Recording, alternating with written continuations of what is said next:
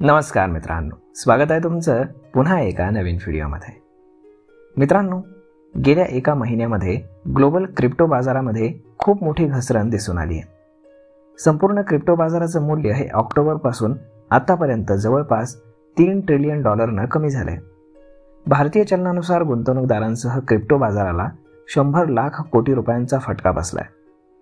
ऑक्टोबरमध्ये क्रिप्टो बाजाराचं मूल्य हे $4.28 ट्रिलियन जवळपास होतं. ते आता घसरून $2.95 ट्रिलियन पर्यंत घसरले.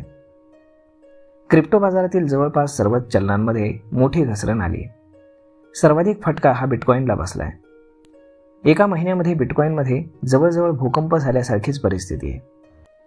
आता सर्व क्रिप्टो मार्केटमध्ये बिटकॉईनचा वाटा हा जवळपास 58%, तर इथेरियम 12% आणि इतर सर्व क्रिप्टो करन्सी मिळून केवळ 30% वाटा उरलेला आहे.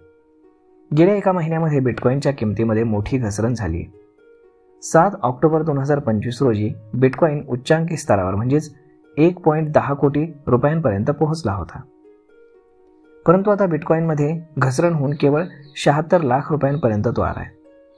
एका महिन्यामध्ये 34 लाख रुपये म्हणजे ऑलमोस्ट 30% आसपास मोठी घसरण झाली आहे. बिटकॉईनसह इथेरियम आणि सोलाना सारख्या दुसऱ्या मोठ्या क्रिप्टो करन्सी देखील आपटलेल्या पाहायला मिळत आहेत.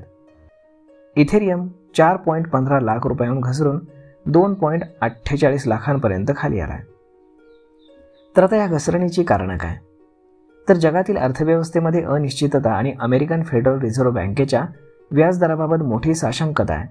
त्यामुळे अनेक गुंतवणूकदारांनी क्रिप्टोमध्ये विक्रीचं सत्र चालू केलं आहे. अनेक जणांनी कर्ज खरेदी करून बिटकॉईन खरेदी केले होते. त्यामुळे बिटकॉईनमध्ये घसरण झाली की लगेचच विक्रीचं सत्र सुरू होतं. नफा काढून अनेक जण बँकेचं कर्ज फेडतात. हा विक्रीचा धडाका सुरूच आहे.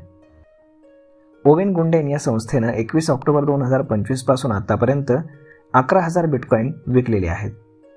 त्यापैकी त्यांची किंमत ही जवळपास 1.3 लाख कोटी रुपये होती आणि नफा कमावून अनेक जण आता बाजाराच्या बाहेर देखील पडलेले आहेत.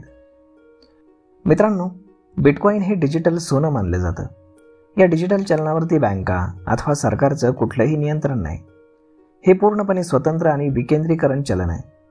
बिटकॉईन हे काही नाणं किंवा नोट नाही, तर एक डिजिटल कोड आहे. तुमच्या मोबाईल किंवा संगणकातील डिजिटल वॉलेटमध्ये तो असतो. इंटरनेटच्या युगात किती आणि कुठे एका सेकंदात तो पाठवता येतो. तर मग मित्रांनो, अशा पद्धतीनं आता बिटकॉईनमध्ये फार मोठी घसरण आपल्याला पाहायला मिळाली.